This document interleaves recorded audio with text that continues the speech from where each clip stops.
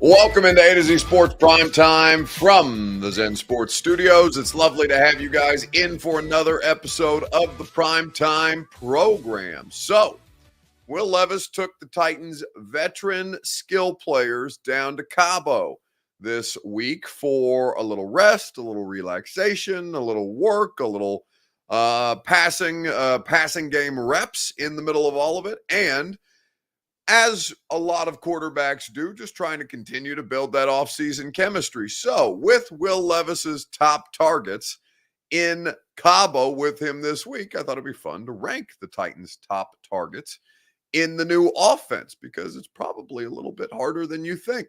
We'll do that. We'll talk about the players that the Titans have added in the offseason, how much better they've made the group, what our expectations for them are, and certainly how every rep is critically important to their success or failure in 2024, though it seems like they do have the right recipe to be successful. Best laid plans are always one thing, but still, Titans trending in the right direction. We will also talk about what you most want to see out of the Titans Cabo trip, given that there's been some stuff on social media so far. Nothing crazy, just a little bit of harmless, good-natured fun and an awkward picture of Will Levis in a sombrero. But what are you going to do if that's the worst thing to happen out of your trip to Cabo with your NFL teammates? Then you're probably having a pretty good trip. So we'll go through those things together. We got rising and falling for you at the end of the program, which is always enjoyable. But first, we have to start the show. And first, before that even, we have to share this show on Facebook, YouTube, Twitter, and on Twitch. If you're hanging out on Twitter, please retweet the show in the bottom right-hand corner of your screen. If you're on Facebook Live, you can share now to public. That's in the bottom left. And if you're on YouTube or Twitch, like the video, subscribe to the channel. Tell a friend to do the same while you're there. We see lots of our YouTube friends, lots of our Facebook friends. More of you guys will continue to trickle on in here as we get this thing going. B French asks a question quickly before we start, says, do you know Nate Bain? My dad said he met him today. Just curious who he is. Nate Bain is the person who basically won the Titans an Emmy with their social media promotion of the draft, or their social media execution of the draft, or excuse me, the schedule release video last year on Lower Broadway. Nate Bain used to run all of the Titans social media accounts. He is currently, I think, in like celebrity wrangling for a living. I can't remember exactly what Nate's title is now, but he's doing more than just posting on Twitter and Instagram these days. He's an executive at this point. He's a suit, but yeah, we love Nate Bain. He's a great guy. Stephen King says, breaking news, Buck has friends. It's true. Occasionally, I am inclined to socialize from time to time, but very rarely, few and far in between. Anyway, you're not here to hear about my social calendar. You're here to talk Titans. So let's do it. Welcome into A to Z Sports Prime Time from the Zen Sports Studios. I'm your host, Buck Rising. I'm proud, as always, to be presented to you by the wonderful people at Two Rivers Ford, the South's most trusted Ford dealer. Two Rivers Ford in Mount Juliet or online at tworiversford.com. They have you covered.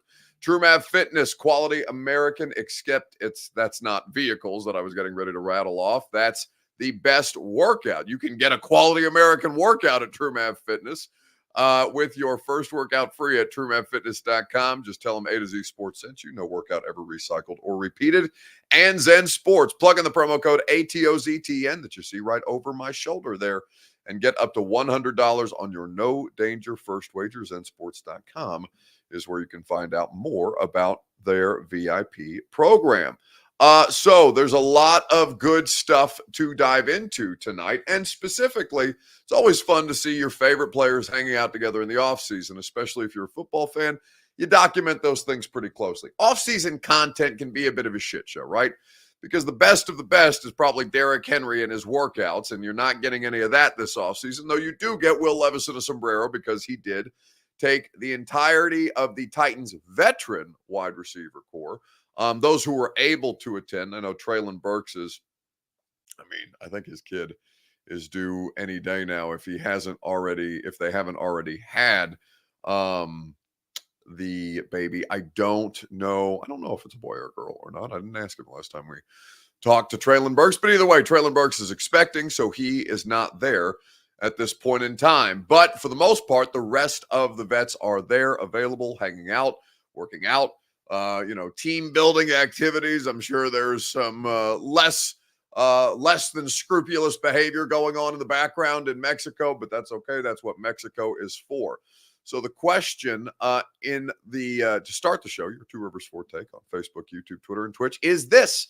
As we talk about the importance of time together, the importance of reps, there is something to the idea that any last available rep that you can get with your teammates matters. Every single rep, every 7-on-7, every third down drill situation, every red zone offensive practice day, every rep matters when it comes to the team building and the chemistry part of this. It's why I think the A.J. Brown thing hit a little harder than even the emotional elements of Titans fans seeing the best, or let me say this, the most talented wide receiver the organization has ever drafted in A.J. Brown. There was an emotional response to trading him, but then there was also, of course, the more obvious football cost. And those football costs were layered because it wasn't just that A.J. was super talented. It's that A.J. and Ryan Tannehill didn't miss a beat. Whenever A.J. Brown missed time during his career here, and he did miss a few games, particularly in the 2021 season when everybody was missing games, and they still found a way to make it as the number one overall seed. In that year, when, for example, A.J. Brown came back from injury and dominated the San Francisco 49ers in that game, it was an A.J. Brown game for certain because him and Ryan Tannehill had done these drills, run these plays, been in these situations together over and over and over again. So even when A.J. Brown missed time due to injury, there wasn't any kind of a ramp up. You just inserted him in the lineup and him and Tannehill would hit it off. Him and Tannehill had that time spent over the course of their careers together because remember, both of them started as backups in Tennessee. Ryan Tannehill was the backup to Marcus Mariota in 2019, his first season on the Titans. It was also A.J. Brown's first year on the Titans. And while it didn't take too long for A.J. to crack the starting lineup, both of them got plenty of offseason reps together unto the point where they were ready to go in 2019 when Tannehill was inserted, where A.J. Brown had already been catching passes from him in practice, working with the number 2 quarterback, and then the thing really got legs. So all of the reps that they can get at any given point with their new teammates, and there's a lot of new teammates for them. I mean, Spears, Wiley, Chig, and Hopkins are all in Cabo, but as are Calvin Ridley, I saw, and I'm not sure if Tyler Boyd is there. I haven't seen him in any of the social media stuff, but that's okay. It's not like it's mandatory attendance or anything like that. Nor, by the way, is it the end of the world if one of these players wasn't able to make it. For example, Traylon Burks having a child is far more important than him going to working out with his teammates in Cabo during the offseason. So you do this stuff by degrees. But every snap that you can get with your teammates is going to matter, especially quarterbacks and skill players. So with that being said, let's rank the most important Titans skill position players heading into 2024. Here's the way that we're going to do it. I'm going to let you pick 2 wide receivers, 1 tight end, and, well, obviously we've got the running back. So we'll go 5 players, the 2 running backs, however you want to stack them, 2 of the, let's say, 5 top wide receivers that you would choose, and 1 tight end. Rank them 1 through 5, the Titans' most important skill players heading into 2024. We'll talk about it together in the comment section. It is, of course, your Two Rivers Ford Take. Your Two Rivers Ford Take, of course, is presented by the wonderful people at Two Rivers Ford. Quality American-made Ford vehicles and award-winning customer service is what they offer. They always go above and beyond for Middle Tennesseans, as they have for the last 40 years of doing business. Go to Two Rivers Ford in Mount Juliet or online at tworiversford.com and get your perfect vehicle, new or certified pre-owned, today. So NBA draft going on right now, by the way. Reed Sheppard, the first SEC player off the board, the first American player off the board, by the way, going 3 to the Houston Rockets. 2 French international players going 1 and 2 respectively. We're keeping an eye on where Dalton Connect might land for the Tennessee Volunteers. I've seen him as high as 6 and as low as 9 in the first round. Nice. Either way, Rank them 1 through 5. The Titans skill position players from most important to least important in this upcoming season. I think there's a couple of different ways that you can do this. One, the passing game is going to have a premium on it. So it's not like you can start and end like you have for the last, I won't say 8 years, but probably the better part of 5 or 6 years. You don't start and end the conversation with Derrick Henry, right? You have to change the game a little bit for the first time in quite some time when you're talking about Tennessee Titans skill position players and how they contribute. Ethan Brogdon in the comment section says Mason Kinsey, number one. He is absolutely the number one practice squad wide receiver on the Tennessee Titans roster until such time as somebody beats him out. But to Mason Kinsey's credit, we will not make jokes out of him because he has continued to prove that he's not a joke. He has continued to prove that he's a professional football player. And I believe he's coming up on his 4th season in the NFL in some form or fashion, practice squad or not. It's a credit to him. And, I know some people are quick to make jokes about Mason Kinsey. Some of you are even have this weird like Mason Kinsey hive cult type of situation that I never really understood. But either way, to his credit, he's continued to last, but I wouldn't rank him number 1. So 1 through 5, the Titans skill players, how would you rank them if I gave you 2 wide receivers, 2 running backs, and 1 tight end? I think there's a couple of different places that you look because after Derrick Henry, the most important player on this offense was whom? Not named the quarterback, by the way. The most important player on this offense, not named Derrick Henry and not the quarterback, was, of course, DeAndre Hopkins. 1,000 yards, over 1,000 yards, 75 catches, and 7 touchdowns on the season. But I don't know that we're going in, or I don't know that Titans fans are going in, thinking of DeAndre Hopkins as your number 1 wide receiver. I don't really think that's been the discussion. You like that you have some help to make DeAndre Hopkins more viable for longer, potentially, if you want to keep him past 2024. And I think you could make a pretty compelling case to do so. In fact, Bert will probably do that show about a DeAndre Hopkins contract extension. In fact, I think we already did that show when he tweeted about the NFL executive. So never mind. I'm already in reruns and we're only 2 weeks into the NFL offseason with a month left to go. But still, actually less than a month, which is scary to think about, but we don't have to talk about that today. Still, I don't think most Titans fans are going into the NFL season, this upcoming NFL season, thinking of DeAndre Hopkins as the Titans' bona fide number 1 wide receiver. Sean Gill says, I think it'll be the same 5, but the order may differ for each person. Probably so. You're probably not. Yes, that is correct. It's going to be the same 5 for everybody. It's going to be some variation of DeAndre Hopkins, Calvin Ridley, and this is not my list, though I'll rank them for you here in a second. DeAndre Hopkins, Calvin Ridley, Tajay Spears, Tony Pollard, and Chig, right? Those are the 5 players who we're talking about, the primary actors in this offense. Now, this offense is probably going to run as much 11 personnel or close to as much 11 personnel, which is 3 wide receiver sets. So maybe that's how we should be talking about the starting offense. But I do think that the running backs in some form or fashion bring as much to the table as, for example, the 3rd wide receiver, even though the 3rd wide receiver is very, very specific to this offense and what Tyler Boyd brings to the table. But instead of 2 tight ends and 3 wide receivers, we're going 2 running backs given the system that the Titans plan to run. You'll hear from my number 1 here in just a second, right after I remind you that the Primetime Show is made possible by TrueMath Fitness in the Gulch. No workout ever recycled or repeated, whether it's the ropes, you see the Russian twists that Worth is doing in the bottom left. Arm Farm Friday is one of the best workouts I've ever experienced, and you can go every week if you so choose at TrueMath Fitness, group fitness classes, personal training, or just a membership to sign up to be a part of their awesome community, to work with their great coaching staff and their top-of-the-line facility. Go to go to TrueMathFitness.com for your first workout free as a Middle Tennessee resident. You could go to Two Rivers Ford first. You could then drive to True Math Fitness in your new Two Rivers Ford and get a free workout after that, which is always a great time. So, how would you rank the Titans skill players right now? Let's see. Jason Martinez says Hopkins, number 1, Spears, Chig, Ridley, Pollard. That's his list. Jared Hall says Hopkins, Ridley, Spears, Chig, Pollard. No love for Tony Pollard. Tony Pollard 5th in a lot of these lists. Like I said, says Spears, Ridley, D-Hop, Pollard, Wiley, not Chig, as tight end number 1, which, by the way, I think is a fair discussion. I don't know that there's anything about the Titans offense that's locking Chig Okonkwo into the number one tight end spot. I don't know that at all.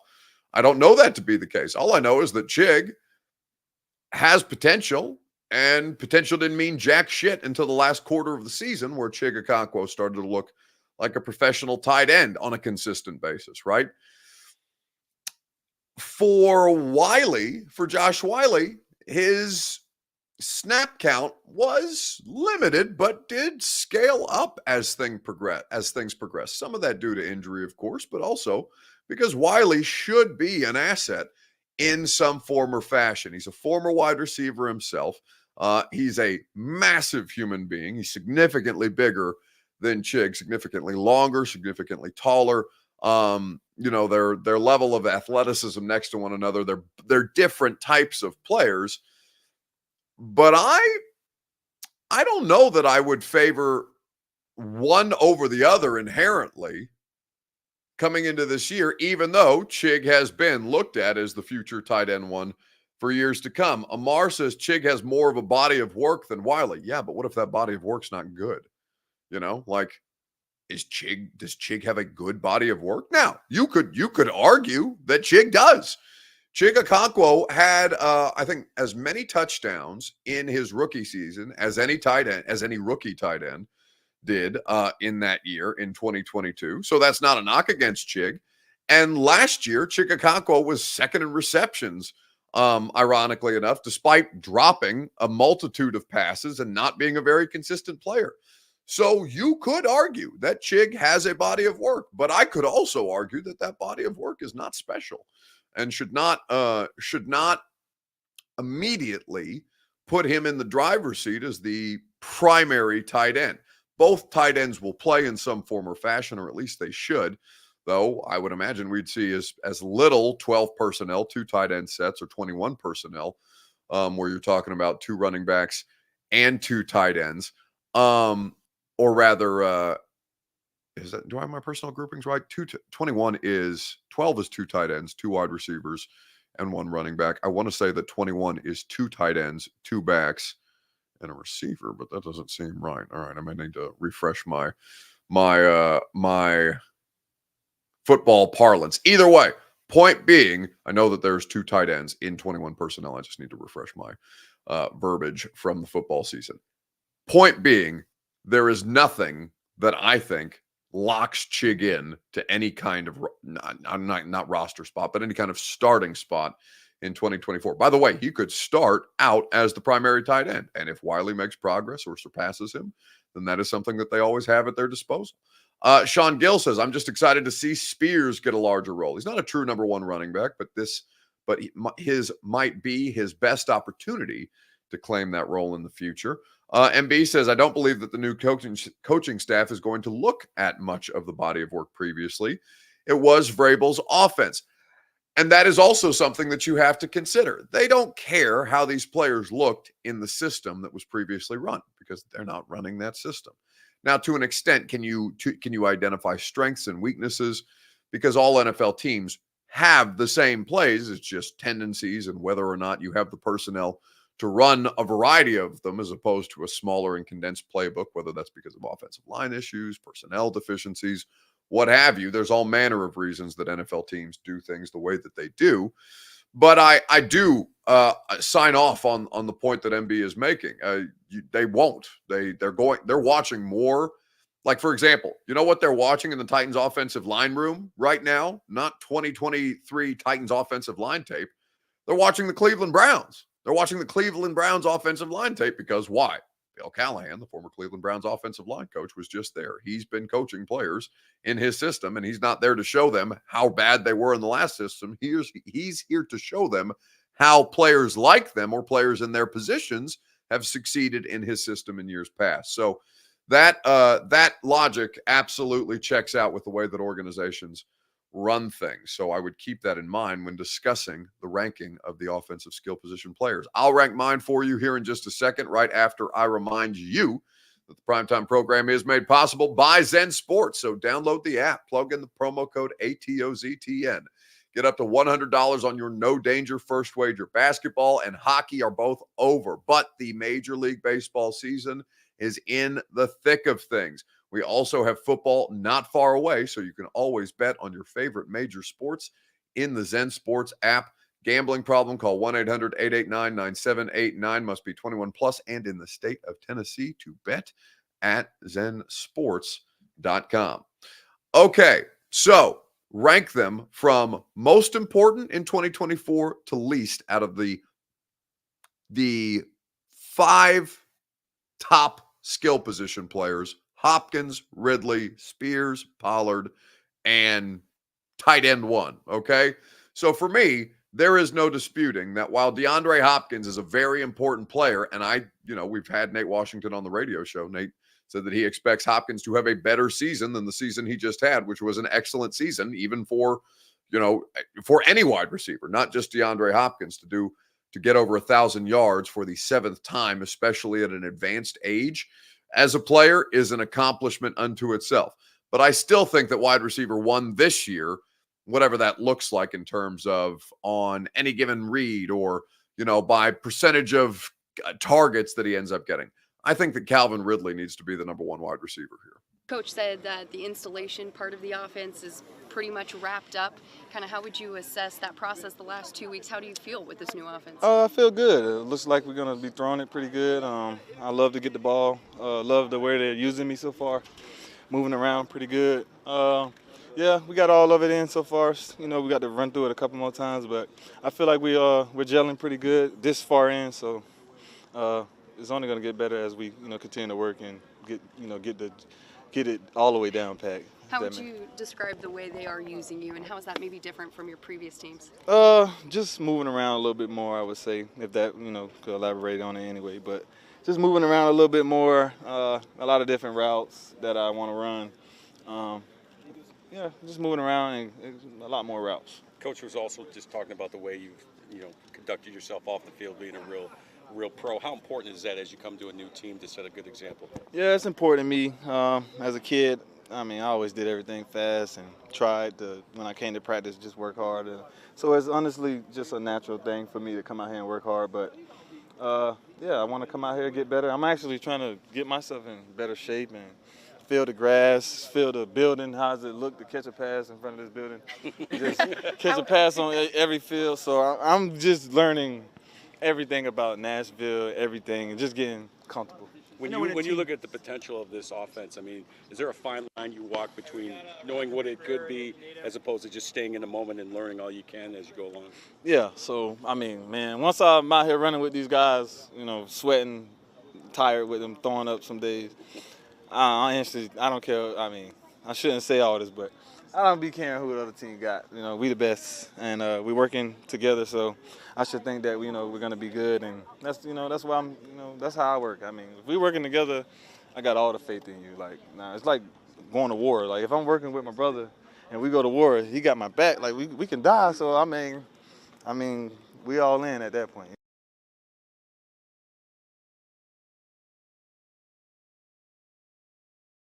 So that is Calvin Ridley from a couple of weeks ago in I want to say that was mandatory minicamp when we talked to Calvin Ridley about a variety of different things. Now he's a very high energy, optimistic person. And, he's couching it by saying, oh, I shouldn't be saying all this, but we're the best, and things like that. Right. So it gets you hyped up as a Titans fan to hear a Titans wide receiver speaking with that level of confidence, projecting that, carrying that energy. Not just himself, but carrying it over to his teammates, projecting that onto the quarterback, the offense, playing with confidence and all these different kind of things. But Calvin Ridley, for $92 million, it's not $92 million, this year. He is on a 4-year, $92 million deal. But for a contract like the one that Calvin Ridley just signed, he needs to be the best wide receiver on the football team this year. And I do believe that even though Hopkins is the better historically wide receiver, who has arguably a Pro Football Hall of Fame resume, despite the lack of outright postseason success, Hopkins just turned 32, I want to say at the beginning of this month. There is no shame in DeAndre Hopkins being 1B to Calvin Ridley's 1A. Because DeAndre Hopkins is still a 1 in the way that he plays, in the way that he carries himself, even if he's not the best version of himself at 32 that he was at, let's say, what's a peak for a wide receiver? 27, right? And Hopkins, we've talked about this. We talked about this on Sunday night. Hopkins' game is going to age in a different way. Now, do I need him to play all 17 games this year the way that he did last year? No, I need the best version of DeAndre Hopkins, however that needs to look.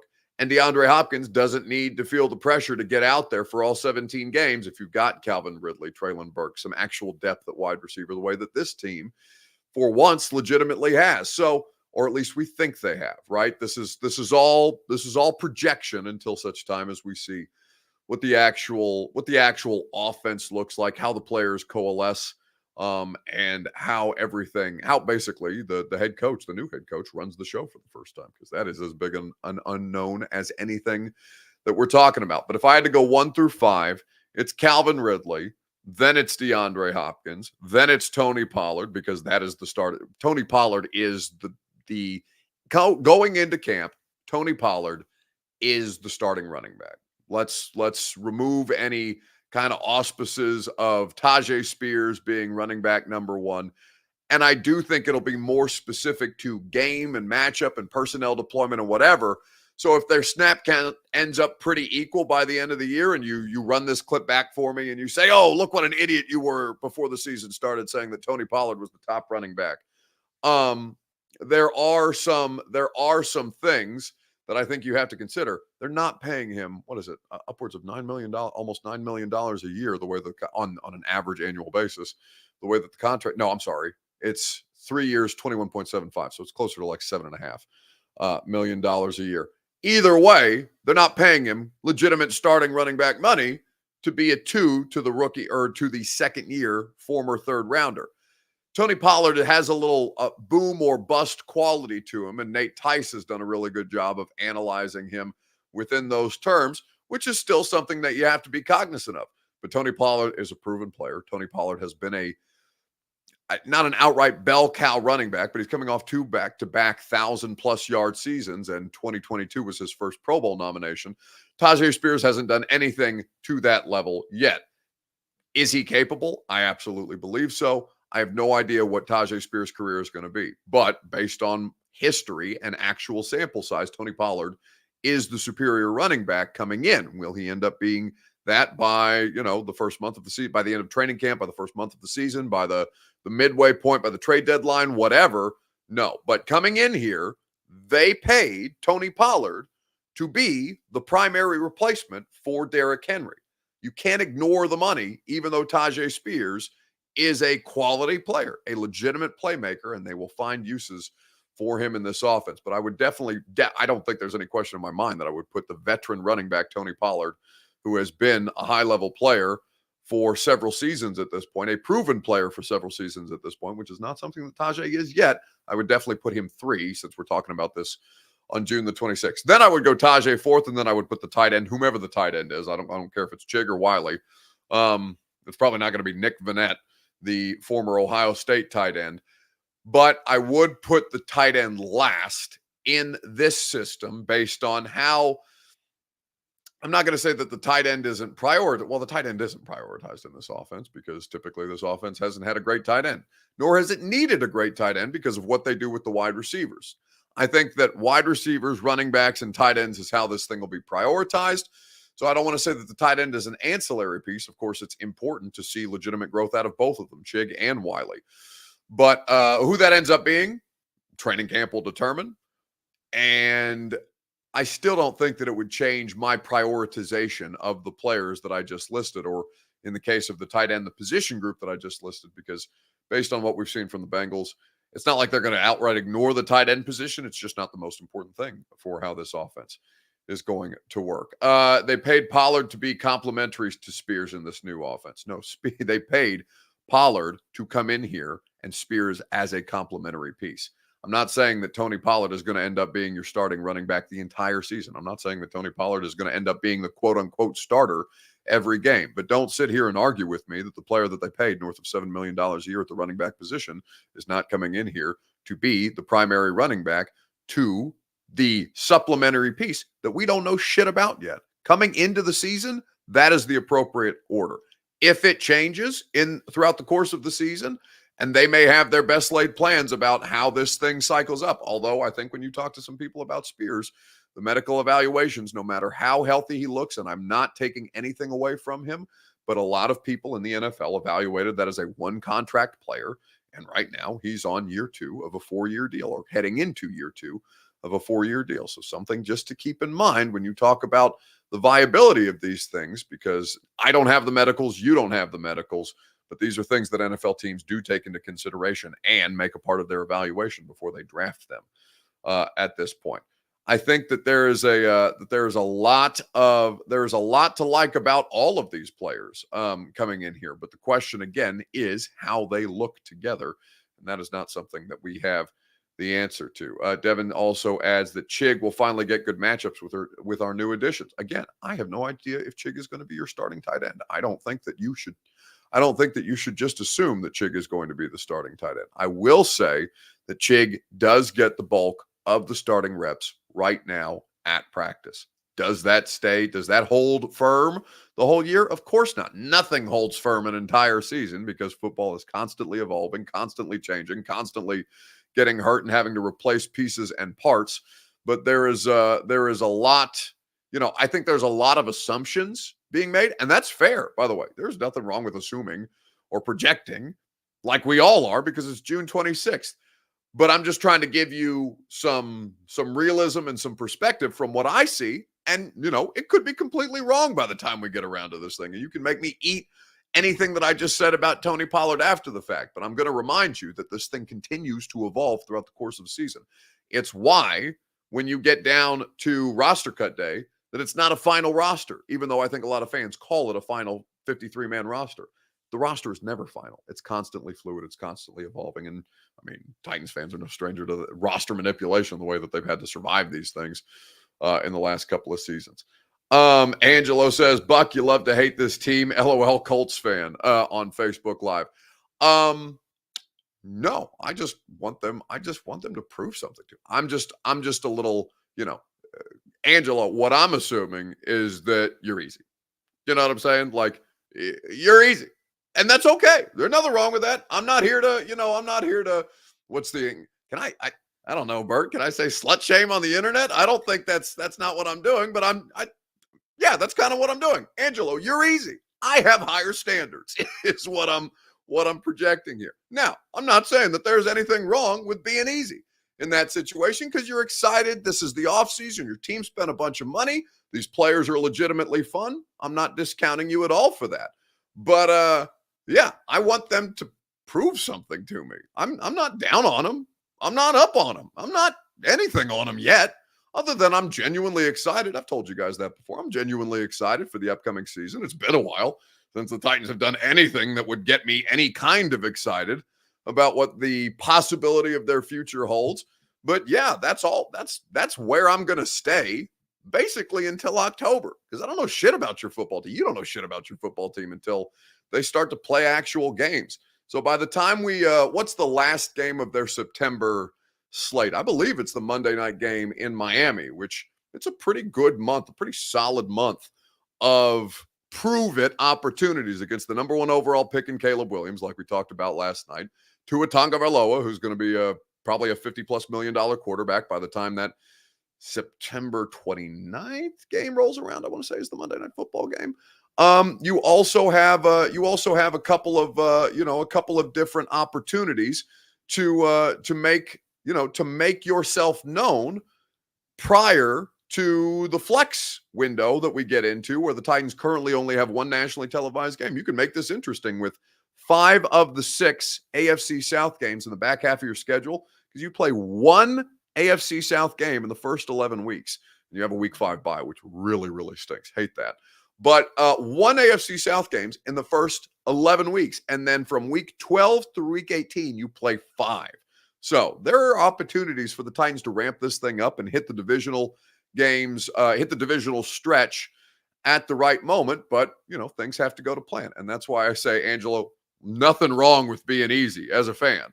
In fact, that's how fans should be. I'd honestly, if you were not excited about the trajectory of your football team, I would question whether or not, one, you're paying attention to what they're actually doing, and two, you know, I would wonder why you were as skeptical as I am. But it's my job to be skeptical. It's my job to question, right? It's my job to poke holes in things.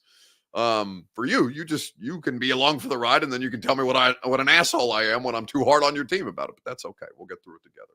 And just, I mean, listen, you guys have known me long enough. We're coming up on, I mean, we just had our 5-year primetime anniversary in this past April.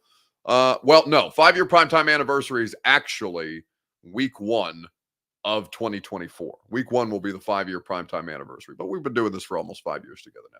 So you guys know that I'd be an asshole about whatever team that I covered, because they would probably piss me off at some point, and I'd probably just be just as bitchy about them as I am about this team. This one just happens to be the team that I cover. And, you know, I just want to see better. That's all. I would like to see better. I would like to see better for you because you guys are happier when you win. I would also like to see better for me because I'm tired of watching shitty football. So, you know, we're all aspiring to the same thing here. I'm just going about it a little differently than you are, and that's okay.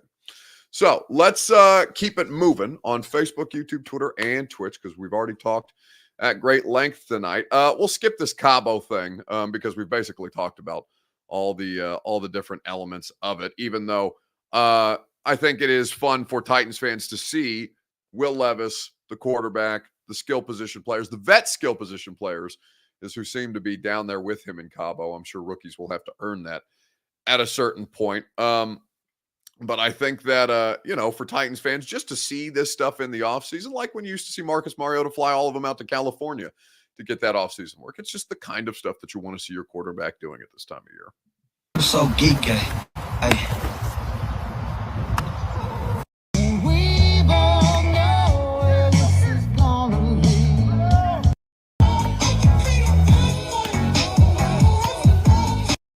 I put Triple D on my back and my foot on the pedal. I'm chasing Shabbat and cheddar. I really am.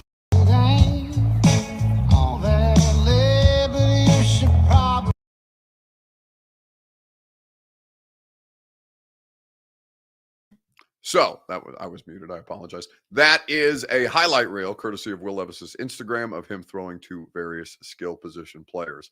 Sean Gill says, I remember when you first started with A to Z, I always used to put the buck emoji at the end of the show. I appreciate that. Stephen King wants to have a party for the 5-year primetime anniversary. Chosen says, when his split happens? Oh, the bowling event. So here's the thing on the bowling event, before we move on and wrap up Rising and Falling. I don't want to say that I gave up the bowling event, but I ceded control of the bowling event because, to be honest with you guys, I'm genuinely doing too much for the first time in my life. Like we've always joked about me doing too much and having too many shows and talking in front of too many microphones and being too, you know, online, this and that, all over the place. The live show, the Visionary of the Year campaign for Leukemia and Lymphoma Society that you guys helped me do, and all the other things that we try to do throughout the course of the year. So the bowling event is going to happen, but I think it's going to be like later in the calendar, or I guess at this point, yeah, later in the calendar. And I'm not going to like be hosting it.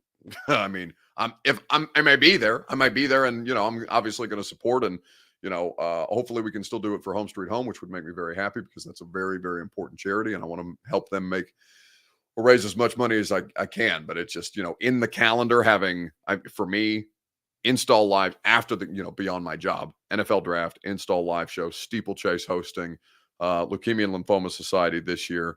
We had the golf event that we were selling tickets to, which is a station event. And then to ask you guys to do the bowling event on top of all that, it was too much. So I did not want to jam all of that into the summer because, one, you guys will get sick of me, and two, I'm exhausted. That's where, yeah. Billy Sullivan says, and you called someone else a slut buck, microphone slut, 100%, baby. I am, you know, I would say whore, the more appropriate term, because I am consistently for sale. Anyway, so rising and falling, stock up. Who's stock up? Who's stock down? Oh, Jeremy Graham says, RKW was great at Gert Game Terminal today. Bert was hanging out there. I know he had a good time. Would have liked for you to have come out. I heard that I was the only one that couldn't make it today, so I'm glad that they had a good showing for the arcade event. And yeah, I'm sorry to have missed those of you who made it out there. But like I said, there's a lot of events going on. We have to we got to prioritize, and I had to do the primetime show tonight. No excuses, but even Bert showed up for the primetime show tonight, and he was good to do that after having a great afternoon with all the RKW listeners. Anyway, so rising and falling. Whose stock rose, whose stock fell this week in sports? Speaking of the RKW event, apparently stock down for the hitman, Blaine Bishop, which is not something that I thought I'd say. I don't think Blaine Bishop's ever had a stock down moment in his life, but he did have one at this game terminal event, and I'll explain to you what it was here in just a second, right after I remind you that the Ashton Real Estate Group of RE/MAX Advantage presents this program. Don't sell without the intel that only the Ashton team can provide you. They also will get you your dream address without the stress. The official real estate agent of the Preds is GaryAshton.com. So this was at game terminal. Blaine Bishop, NFL veteran, Tennessee Titans, Houston Oilers legend, goes to play NFL Blitz at the arcade, finds the Tennessee Titans, can't find Blaine Bishop in the game. The Blitz, they need to take this machine up out of here. It does not have me on here. Rich has told me, it has started, that I am not on here with the 2000 team of the Tennessee Titans. I don't know how this happened. They made a grave mistake. I think in 2000, I might have made the Pro Bowl. I don't know how I'm not on here. Maybe because I got knocked out of the Super Bowl, and then they said, well, maybe he's not on the team anymore. But I don't know how this snafu happened. Maybe I didn't pay my dues for an NFLPA or something. I don't know. Maybe I didn't. I don't know. But I can't believe they got McNair. They got Eddie George. Like Rich said, they forgot they don't have Javon Curse on there. No Curse. No Hitman. I don't even know if it's legit. See, NFLPA, that was what it was. I can't believe this. They're going to have to take this game up out of here. Hold it. Oh, no, they got offense. Where's the defense? Look, Eddie George, he returning kicks.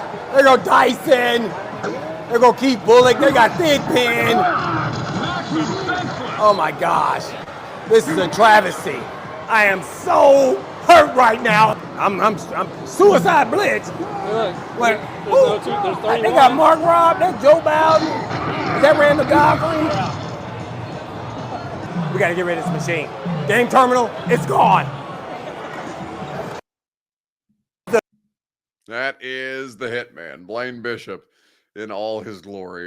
You can hear Blaine Bishop's radio show right after mine on 104.5 The Zone. They start at 1 o'clock. That is going to do it for us this afternoon. Thanks for hanging out. Have a great rest of your night. Radio show tomorrow from 10 to 1 on 104.5 The Zone, like I said.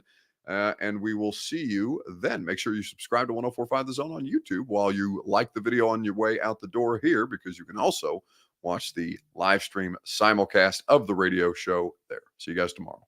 Go home! Go home! Go home! You're embarrassing Nashville! Go home!